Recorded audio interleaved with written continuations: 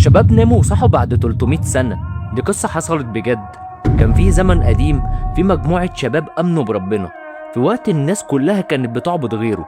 كانوا عايشين وسط ظلم وحاكمهم ملك جبار بيجبر الناس على الكفر، وأي حد يرفض نهايته كانت الموت.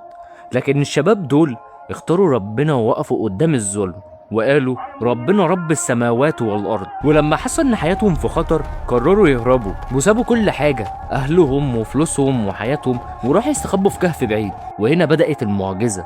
بس قبل ما أقولك المعجزة اكتب سبحان الله في الكومنتات واعمل لايك ومتابعة عشان تعرف ازاي ناموا السنين دي كلها. دخلوا الكهف وبعدها ناموا، بس مش نوم عادي، ناموا سنين وسنين. الشمس كانت تدخل عليهم وتخرج وجسمهم محفوظ وكأن الزمن واقف. حتى الكلب بتاعهم كان معاهم وحارس الكهف. وفجأة صحوا فاكرين انهم ناموا يوم او نص يوم، وواحد منهم قال قد ايه قعدنا؟ ردوا يوم او بعد يوم، لكن الحقيقة كانوا نايمين 300 سنة.